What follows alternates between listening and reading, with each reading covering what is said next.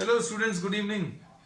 Today in physics 11th class, we are continuing our topic error analysis. Error analysis में we have discussed the basic concepts. आज अभी हम लोग ये पढ़ेंगे कि how to calculate the true value और how to calculate the errors, है ना. Suppose अभी हम लोगों ने ये बोला था कि error जो है, error is the difference between what?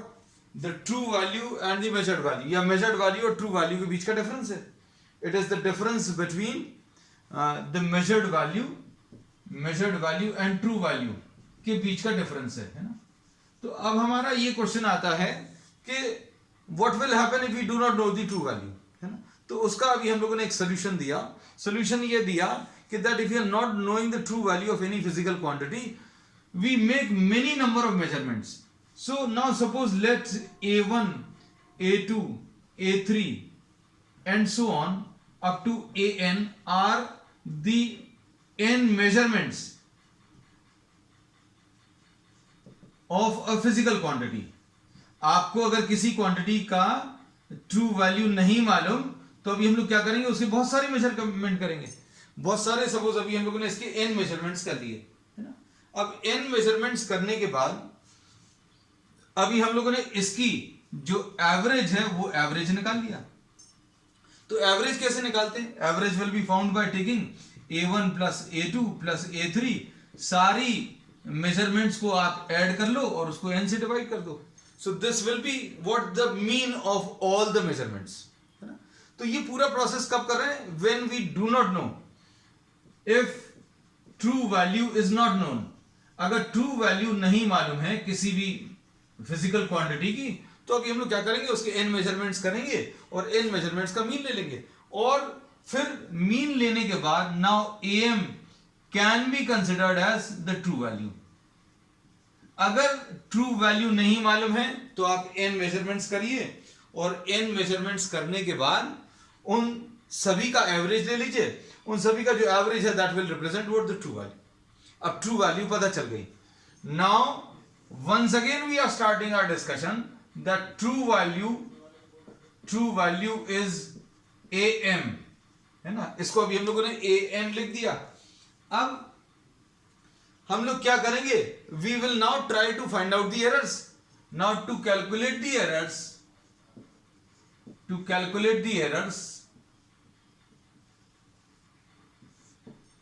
delta a1, this will be the error in the measurement of the first this is the error in the first measurement. Delta a1 is the error in the first measurement. और पहला measurement क्या है वो अभी हम लोगों को already मालूम है बच्चों. कितना है? ये a1 है. अब ये डेल्टा a1 अगर आपको निकालना है तो delta a1 will be equal to what? This is the error. This will be equal to what? The difference of the measured value and the true value. मतलब delta a1 will be equal to a1 minus am. a1 क्या है? ये measured value है और ये true value पता चल गई. तो अभी हम लोगों ने बोला था कि measured value and true value का जो difference है वो error है. अब कई बुक्स में इसको they have taken it the other way round. मतलब आपको ट्रू वैल्यू में से मेजर्ड वैल्यू कोई भी एक चीज कर सकते हैं. There is no issue on this part. अगर किसी किताब में आपको ट्रू वैल्यू में से मेजर्ड वैल्यू माइनस किए तो उसमें भी कोई समस्या नहीं है, है ना.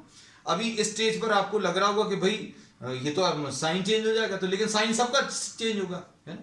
अब हम लोग इसमें ये कहते हैं this is the error in the first quantity. तो अभी हमने किया क्या है, आज जो स्टार्ट किया है, हमने बोला अगर किसी फिजिकल क्वांटिटी की अगर आपको ट्रू वैल्यू नहीं मालूम तो आप उसके बहुत सारे मेजरमेंट्स करिए और उन सभी का एवरेज ले लो और उन सभी का जो एवरेज है वो आपको उसकी ट्रू वैल्यू दे देगा. ट्रू वैल्यू पता चल गई. अब उसके बाद आपने एरर निकालना शुरू किया. Error in the first measurement निकाल लिया, फिर error in the second measurement निकाल लिया. ऐसे ही a3 निकाल लो. ये कैसे मिलेगा? This will B a3 minus am, है ना. am क्या है ये याद रखना. This is the mean of all the measured value. Mean of all measured values. All measured values.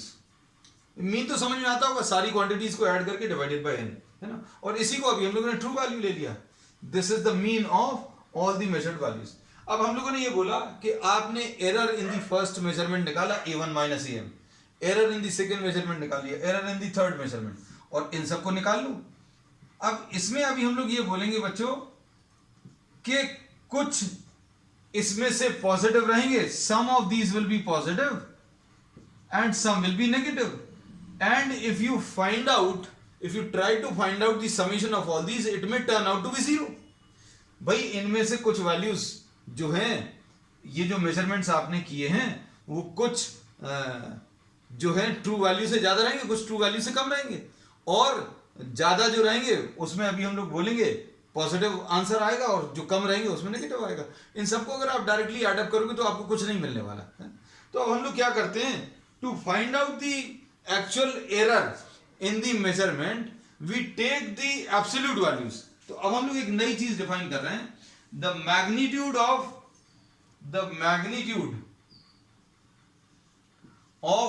the difference between what, the measured value, mv को अभी हम लोग बोल रहे हैं measured value, बहुत जगह यूज हो रहा है इसलिए लिख दे रहे हैं measured value, और टीवी अभी हम लोग बोलेंगे ट्रू वैल्यू।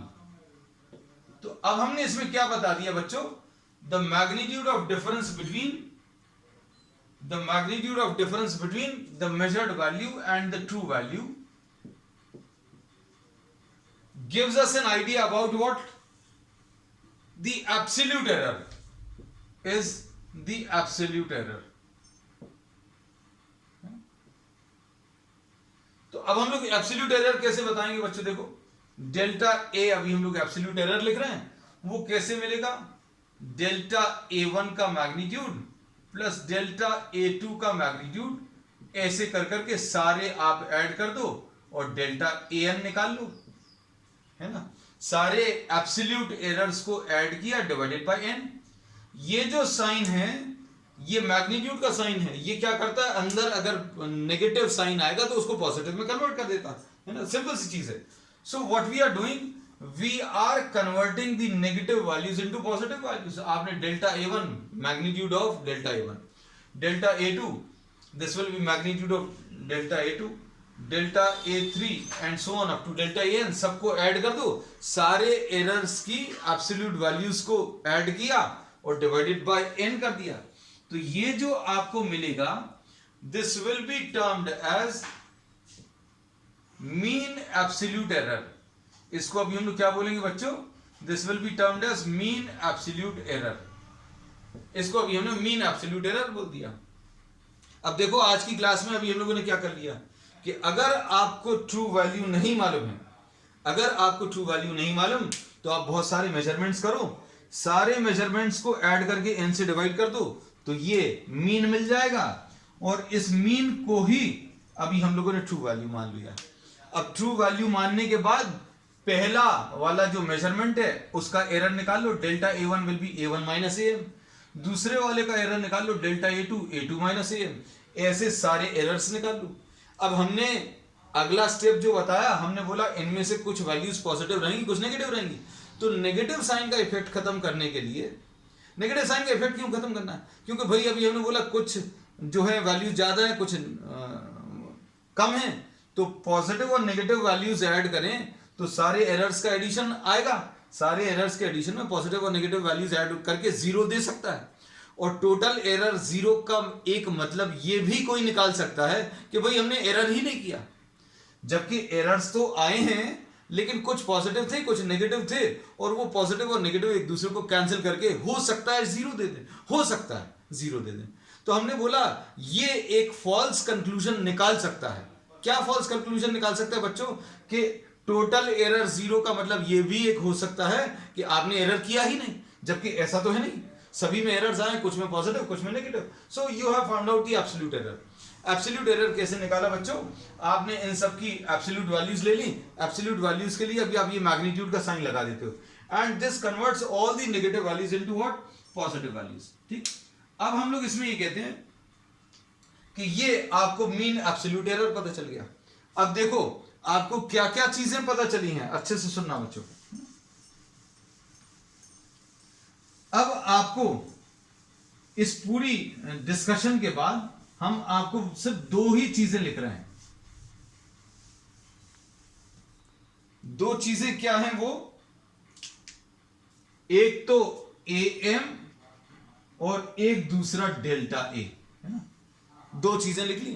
इसको अभी हम लोग क्या बोलते हैं, this is the true value, and this true value is actually nothing else but the mean of all measurements, mean of all measurements, है ना। अब डेल्टा ए क्या है, delta A is the mean absolute error. अब सोचकर देखना, हमें true value भी मालूम है और एरर भी मालूम है। इससे क्या बता सकते हैं हम लोग, इससे मेजर्ड वैल्यू बता सकते हैं। सोचकर देखना अच्छे से। हम कह रहे हैं इस कमरे की लेंथ 10 मीटर है, ध्यान से सुनना, इस कमरे की लेंथ 10 मीटर है और हमने आपको इसको मेजर करने के लिए भेजा और आपने इसमें एरर 1 मीटर का कर दिया, तो आप कितना मेजर करके लाओगे। तो अभी हम लोग बोलेंगे मेजरमेंट या तो आप 10 + 1 करके लाओगे या 10 - 1 करके लाओगे, क्योंकि एक्चुअल लेंथ 10 है और हमने बोला कि you are creating an error of 1 metre. The actual length of this room is suppose 10 metres and someone is creating an error of 1 metre. 10 metres actual length है, 1 मीटर की गलती है। 10 मीटर्स एक्चुअल लेंथ और 1 metre की गलती, मतलब कितना major करके लाया होगा, या तो 11 या फिर -1, 10 - 1 यानी 9। तो अभी हम लोग बोलेंगे अगर 11 मीटर्स मेजर कर रहा है तो भी एरर 1 का आएगा, 9 मीटर मेजर कर रहा है तो भी एरर 1 का आएगा। क्यों, क्योंकि ट्रू वैल्यू अभी हमने बोला 10 मीटर है ना। तो अब हमने क्या बताया इसमें ये बात अगर समझ में आई हो कि भैया अगर आपको ट्रू वैल्यू दी है और ये एरर दिया है, तो अभी आप क्या कर सकते हो, अभी आप मेजर्ड वैल्यू निकाल सकते हो। You can find out what the measured value, and this measured value will be true value plus minus absolute error. इस एग्जांपल से परफेक्टली क्लियर हो जाएगा। हमने बोला कि आपको ट्रू वैल्यू 10 मीटर्स मालूम है इस कमरे की और एरर 1 मीटर का है ना। हमने बता दिया कि इस कमरे की लेंथ 10 मीटर्स है and someone measuring the length of this room is creating an error of 1 metre. अगर 1 मीटर की गलती की है तो क्या किया होगा भाई, 10 मीटर्स को या तो 11 नाप कर आ गया होगा, 11 का मेजरमेंट कर दिया, या फिर 10 metres was measured as 9 metres. 10 को अगर 11 मेजर कर रहा है तो भी 1 मीटर का एरर, और 10 को अगर 9 मेजर कर रहा है तो भी एब्सोल्यूट एरर 1 मीटर का है। तो अब हम लोग इसमें ये कहते हैं कि ट्रू वैल्यू में आप एरर को ऐड कर दो या सब्ट्रैक्ट कर दो तो वो मेजर्ड वैल्यू आ जाएगी, है ना। तो अब हम लोग इसमें ये बोलते हैं कि मेजर्ड वैल्यू बच्चों कैसे मिलती है, ये मिलेगी AM plus minus delta A, AM plus minus delta A, ठीक है। अब इसमें कई किताबों में इसको डेल्टा ए को ऐसा भी लिख देते, डेल्टा AM भी लिख देते हैं ना। तो नथिंग टू वरी अबाउट, जो नोटेशन है, क्योंकि अब हमने जो जिस चीज का नाम दे दिया उसी नाम को अभी हम लोग लेकर आगे चलेंगे, ठीक है। अब इसके बाद नेक्स्ट है, नेक्स्ट टॉपिक रिलेटिव एरर। आज का अगला टॉपिक है बच्चों relative error. So what is relative error? Relative error is the ratio of mean absolute error to the true value. क्या है, अभी हम फिर से रिपीट कर रहे हैं। रिलेटिव एरर अगर आपको बताना है तो रिलेटिव एरर बता सकते हैं, है ना? तो relative error will be what, it will be the ratio of mean absolute error. Next topic relative error. This is the ratio of mean absolute error toward the true value. Simple सी चीज है ना, error का और true value का ratio. इसको अभी हम लोग क्या बोलेंगे, इसको अभी हम लोग रिलेटिव एरर बोलते हैं। अब इसमें एक चीज भर ध्यान रखना कि in most of the cases the error will be very small as compared to the true value. ये बात शायद समझ में आती होगी। Suppose if you are trying to measure a length of 10 meters, इसको मेजर करने में जो एरर करोगे the error which is made in the measurement of 10 meters will be either 0.1 meter or 0.5 meter or 1 meter. मतलब ये जो errors रहेंगे those will be very small as compared to the true value. Errors are always smaller than the true value. ये कम रहेंगे, है ना, ये याद रखना हमेशा. मतलब एक्सेप्शनली अगर किसी प्रॉब्लम में दिया है तो बात अलग है. अभी हम लोग बोले कि आपको 10 मीटर्स लेंथ मेजर करने को बोला, है ना, और हम बोलेंगे 5 मीटर की गलती कर दी. 5 मीटर की गलती कर दी मतलब 10 मीटर्स को आप 15 मीटर मेजर कर दो या फिर 10 मीटर्स को आप 5 मीटर्स मेजर कर दो. तो ये दोनों ही चीजें अभी हम लोग बोलेंगे 5 मीटर का एरर क्रिएट करेगा. दूसरी चीज 10 मीटर्स में 10 मीटर्स का error never possible, but we can talk about it. 10 metres में 10 मीटर्स का एरर मतलब 10 + 10 20 मेजर कर दिया. 10 मीटर का रूम था, आपने 10 मीटर मेजर करने को बोला, वो 20 मेजर कर रहा है या फिर 0 मेजर कर रहा है. तो ये पॉसिबल नहीं है ना. Just a minute.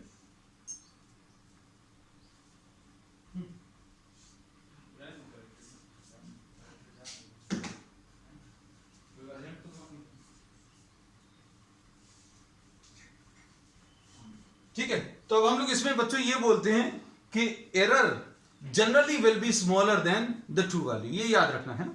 अब इसके बाद रिलेटिव एरर आने के बाद नेक्स्ट डेफिनेशन है इसमें परसेंटेज एरर. परसेंटेज एरर क्या है? रिलेटिव एरर जो अभी आपने फ्रैक्शन में निकाला था उसी को अभी हम लोग परसेंटेज में बता दो. मतलब इसको कैसा बोलेंगे? मीन एब्सोल्यूट एरर क्या था बच्चों? Delta A upon true value क्या थी? वो एम थी. अब इसको अगर अभी हम परसेंटेज एरर बताना है तो delta A upon M into 100. ये क्या आ जाएगा बच्चों? ये परसेंटेज एरर आ जाएगा. ठीक, तो अभी तक के डिस्कशन में अभी हम लोगों ने क्या क्या कर लिया? ट्रू वैल्यू निकालने का तरीका कैसे निकाला बच्चों? Take make many measurements. If you are not knowing the true value, make many measurements, as many as possible. Take the average. A1 A2 A3 ले लिया और सबका एवरेज ले लिया तो ये ट्रू वैल्यू मिल जाएगी. A1 + A2 + A3. This will be the case if you are not knowing the true value. Then what to do? Find out individual errors. Individual errors मतलब पहले मेजरमेंट का एरर कैसे मिलेगा? ट्रू वैल्यू में से first measurement, true value में से first measurement minus कर लो. ठीक है, A1 - AM कर दो, सेकंड A2 - AM कर दो, तो ये एरर्स मिल जाएंगे. फिर इन सब की एब्सोल्यूट वैल्यूज ले लो. एब्सोल्यूट वैल्यूज क्यों लेनी है? क्योंकि पॉजिटिव भी आएंगे एरर्स और नेगेटिव भी आएंगे, है ना. टू कॉम्पेंसेट और to finish off the effect of minus sign we will be taking the absolute values. फिर उसके बाद उन सबका मीन ले लो तो मीन एब्सोल्यूट एरर आ जाएगा, है ना. अब मीन एब्सोल्यूट एरर पता चल गया, ट्रू वैल्यू पता चल गई, इससे मेजर्ड वैल्यू. तो मेजर्ड वैल्यू का ये फॉर्मूला याद रखना, true value plus minus the absolute error, है ना. चलो अब इसके बाद अभी हम लोग नेक्स्ट टॉपिक पर आते हैं. इसमें नेक्स्ट टॉपिक अब बहुत इंपॉर्टेंट है. वो क्या है? Combination of errors. Next topic इसका है combination of propagation of errors. अब ये टॉपिक अभी हम लोग क्यों पढ़ रहे हैं आपको शायद अभी हम एग्जाम्पल से सारी चीजें अभी हम आपको एग्जाम्पल से ही क्लियर करते हैं. Suppose you are told to find out the perimeter of a agricultural field. कोई एक एग्रीकल्चरल फील्ड है उसका पेरीमीटर निकालना है ना. अब एग्रीकल्चरल फील्ड का पेरीमीटर क्यों निकालना पड़ेगा बच्चों? क्योंकि आपको फेंसिंग लगानी है चारों तरफ. You have to fence agricultural field, है ना. तो आपको किस चीज की जरूरत पड़ेगी? You'll require what? You'll require the perimeter. Perimeter निकालना पड़ेगा. अब पेरीमीटर निकालने के लिए आपको लेंथ मेजर करना पड़ेगा और फिर ब्रेड्थ भी मेजर करना पड़ेगा और लेंथ और ब्रेड्थ को ऐड करना पड़ेगा और फिर उसको 2 से multiply. So this will be the perimeter. अब लेंथ अगर आप दोनों मेजरमेंट एक साथ तो करोगे नहीं. पहले लेंथ मेजर करोगे फिर ब्रेड्थ मेजर करोगे. लेंथ और ब्रेड्थ मेजर करने के बाद लेंथ और ब्रेड्थ को आप ऐड करोगे. तो लेंथ में अगर आपने एरर किया, if you are creating an error in measurement of length, if you are creating an error in measurement of breadth, then the answer to the perimeter will also be erroneous, है ना. So you'll be creating error in a quantity which has been calculated which has been calculated by adding two measured values. आपने perimeter major नहीं किया, आपने calculate किया, length और breadth को add किया, 2 से मल्टीप्लाई किया, है ना. So if you are creating error in the measurement of length, if you are creating error in the measurement of breadth, then you will be creating an error in the measurement in the calculation of the perimeter. ठीक है. तो अब हम लोग कहते हैं इसमें दो फिजिकल क्वांटिटीज को ऐड किया है, तो ऐड अगर आप कर रहे हो तो क्या होगा. अब सपोज फॉर एग्जांपल आपको इस वॉल को पेंट करना है. पेंट करने के लिए आपको एरिया का रिक्वायरमेंट है, तो एरिया निकालना है. एरिया निकालने के लिए आप क्या करोगे, लेंथ और ब्रेड्थ मेजर करोगे, उसमें लेंथ और ब्रेड्थ को मल्टीप्लाई करोगे. अब लेंथ अगर आपने गलत मेजर करी, ब्रेड्थ गलत मेजर किया, तो एरिया भी गलत आएगा. तो एडिशन करना पड़ता है फिजिकल क्वांटिटीज का, मल्टीप्लिकेशन भी करना पड़ता है. डेंसिटी अगर आप निकाल रहे हो तो मास अपॉन वॉल्यूम, है ना. हमने एक एग्जांपल दिया जहां पर दो चीजों को ऐड कर रहे हैं. ये एक एग्जांपल दिया एरिया का जिसमें आप दो चीजों को मल्टीप्लाई कर रहे हो. यहां पर अभी हमने एक एग्जांपल दिया जिसमें आप क्या करने वाले हो, दो क्वांटिटीज को डिवाइड कर रहे हो. Suppose if you are trying to measure the density of some material, तो आप मास और वॉल्यूम दोनों मेजर करोगे. मास अगर गलत है तो वॉल्यूम भी गलत, मास गलत मेजर करोगे, वॉल्यूम गलत मेजर करोगे, तो इसके बेसिस पर जो डेंसिटी निकालोगे वो भी गलत आएगी, है ना. So we say that errors will propagate और विल कंबाइन. डिवीजन में कंबाइन होंगे, कैसे कंबाइन होंगे ये पढ़ना अपन को. मल्टीप्लिकेशन में दो चीजें गलत अगर मेजर करी तो मल्टीप्लिकेशन में एरर्स कैसे कंबाइन होती है ये पढ़ेंगे. एडिशन भी बता दिया. ऐसी सब्ट्रैक्शन के भी बहुत सारे एग्जांपल्स हैं.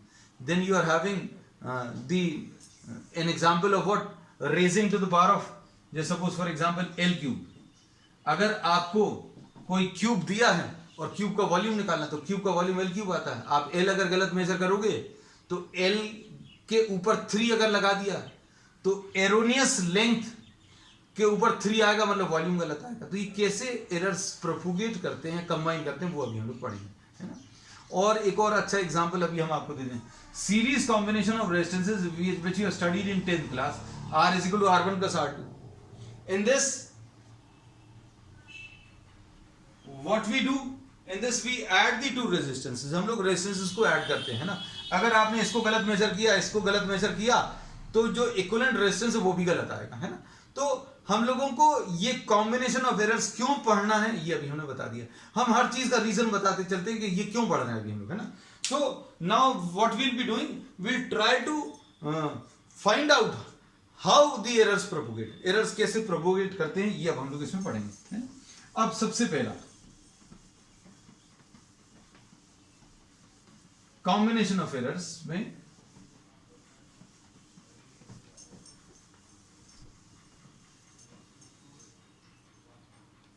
सबसे पहला बच्चों कॉम्बिनेशन ऑफ एरर्स में एडिशन. फर्स्ट टॉपिक अभी हम लोग ले रहे हैं इसमें.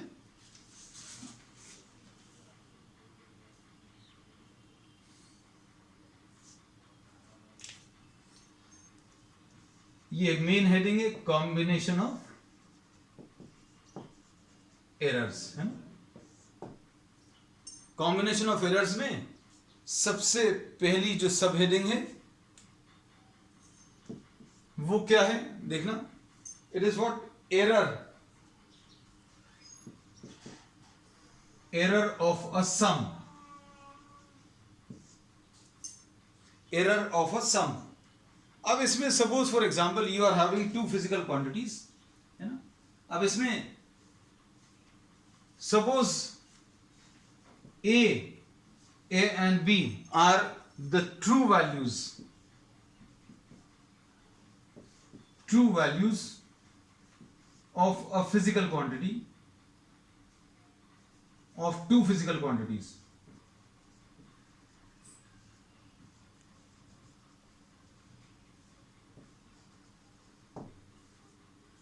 And Z is another physical quantity which is obtained by adding these two.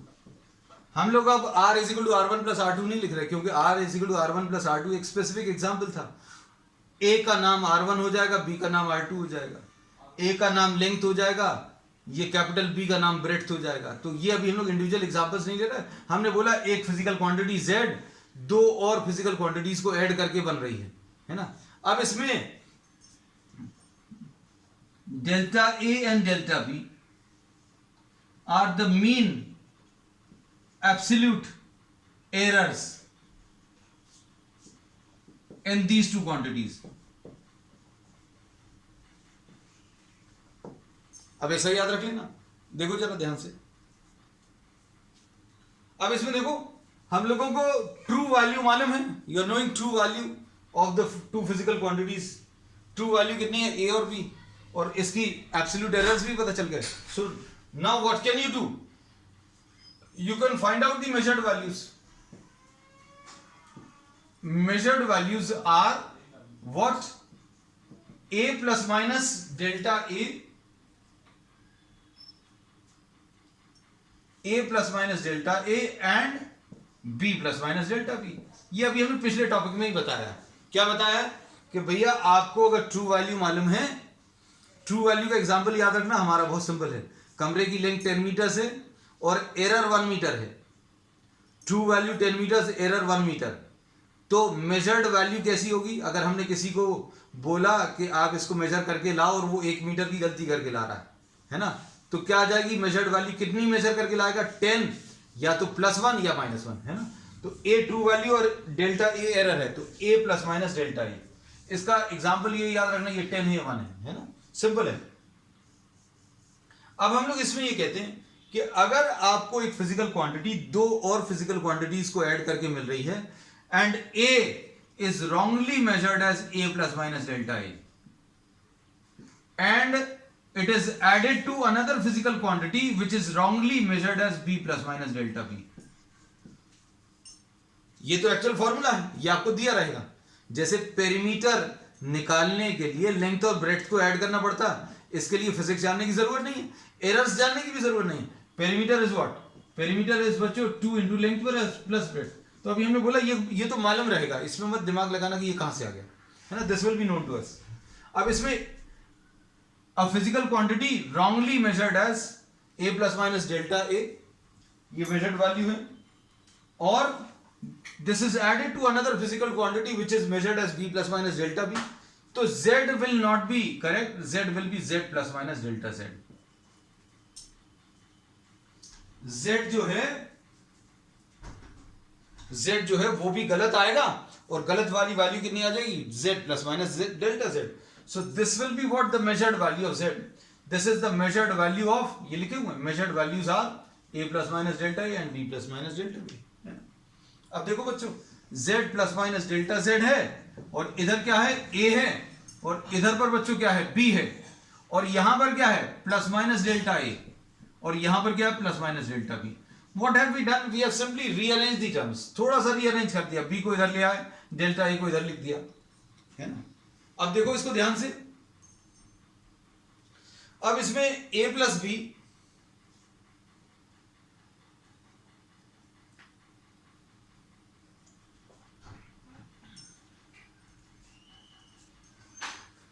a plus B बच्चों किसके बराबर है, a प्लस बी z के बराबर है। तो z plus minus delta z will be equal z plus minus delta a plus minus delta b। तो z cancel होगा, तो डेल्टा z मिल गया आपको। डेल्टा z क्या मिला, डेल्टा z बच्चों मिल गया कितना, plus minus delta a and plus minus delta b। मतलब error in the measurement of z, error in the calculation of z will be plus minus delta z, which will be equal to plus minus delta a and plus minus delta b। अब सुनना, हम अब क्या कर रहे हैं, इसको यहां पर the possible errors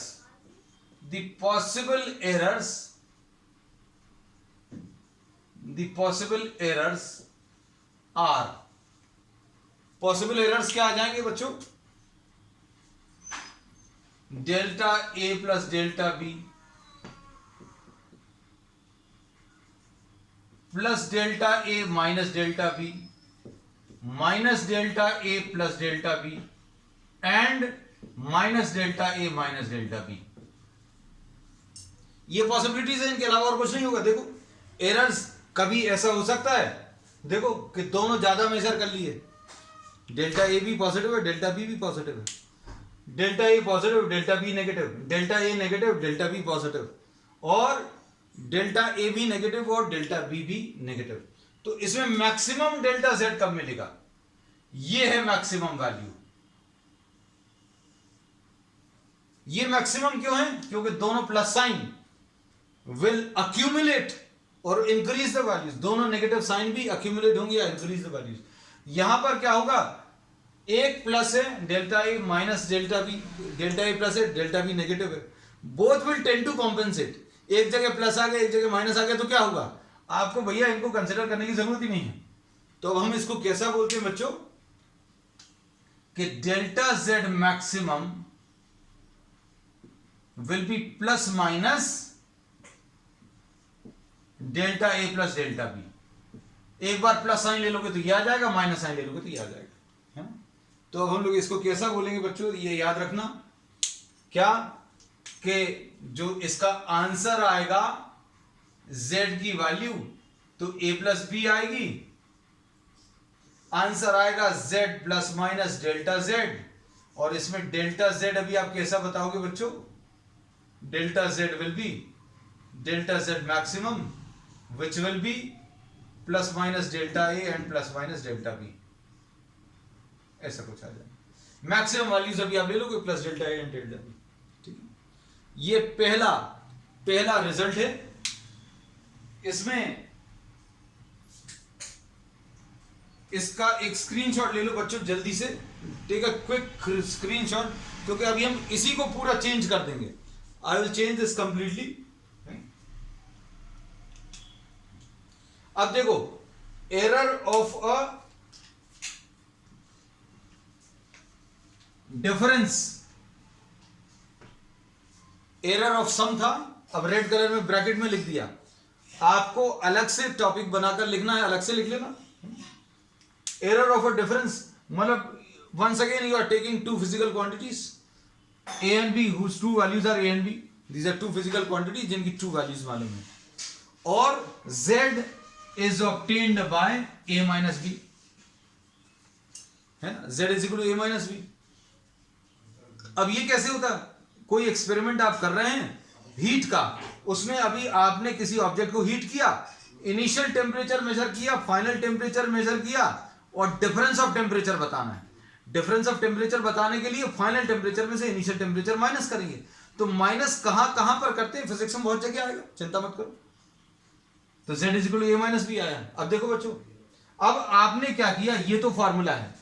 अब आपने इसमें z कैलकुलेट करने के लिए, z को कैलकुलेट करने के लिए आपने a मेजर किया, b मेजर किया, और a गलत मेजर कर लिया।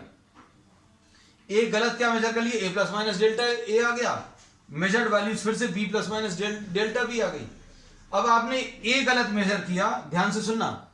अब ये जो प्लस साइन था, a गलत मेजर किया, b गलत मेजर किया, और z कैसे निकालोगे? दोनों को माइनस करके। तो ये अभी हम प्लस साइन हटा दे रहे हैं, ये माइनस कर दिया। लेकिन a plus minus delta a, this is wrongly measured as a plus minus delta a, b measured value b plus minus delta b। दोनों को अगर आप सबट्रैक्ट करोगे बच्चों, देखो ध्यान से, a है, ये माइनस b, तो यहां पर ये प्लस साइन हटकर माइनस आ जाएगा। बाकी सब जगह पर कोई डिफरेंस नहीं है, ये प्लस माइनस डेल्टा a है। अब ये माइनस साइन इससे मल्टीप्लाई होगा, ध्यान से देखना, माइनस साइन इससे मल्टीप्लाई होगा तो माइनस आ जाएगा, और माइनस माइनस से मल्टीप्लाई होकर प्लस आ जाएगा। तो इसको माइनस प्लस लिख सकते हो, plus minus, it will not make much of a difference. फिर a माइनस बी की जगह क्या करोगे? a और b इसको कलेक्ट कर लिया, इसको इधर लिख लिया, इसको इधर लिख लिया। ये देखो, ये इधर लिखा है, ये इधर लिखा है, इस b को भी हमने इधर लिख दिया। अब इसके बाद a माइनस बी को आपने फिर से क्या लिख दिया? a माइनस बी को z लिख दिया। z और z कैंसिल हो जाएगा, तो इधर पर कोई चेंज नहीं है, इधर पर भी कोई चेंज नहीं है ना? सिर्फ चेंज इस स्टेप में है, स्टेप में और स्टेप में, और कहीं पर नहीं, है ना? अब देखो बच्चों, तो पॉसिबल एरर्स आर, वो भी यही सब कुछ आएगा। और मैक्सिमम वाली वैल्यूज कौन सी आ जाएंगी? मैक्सिमम वाली वैल्यूज कौन सी आ जाएंगी बच्चों? Delta A plus delta B और minus delta A minus delta B, ऐसा कुछ आ जाएगा। ये मैक्सिमम वैल्यूज है। अब हम लोग क्या बोलेंगे? z कितना है बच्चों? z will be a minus B, और इसकी मेजर्ड वैल्यू कितनी आ जाएगी, z plus minus delta z, and delta z will be equal to plus minus delta a plus delta b। तो इसमें अभी हम लोग कहते हैं कि एरर्स जो हैं फिजिकल क्वांटिटीज के ऐड होते हैं। अगर आप sum of two physical quantities ले लें तो भी ऐड होंगे, difference of two physical quantities ले लें तो भी ऐड होंगे, है ना। तो फाइनल रिजल्ट जो डेल्टा z का है, ये वाला final result, this is same for sum and difference, ये दोनों जगह पर सेम रहेगा, ठीक है। तो अब ये सेम रहेगा तो ये भी फाइनली सेम आना है, ठीक है। तो बच्चों अब आज के लिए इतना ही। We will continue with combination of errors for multiplication and division and powers on the next one. That's all for today.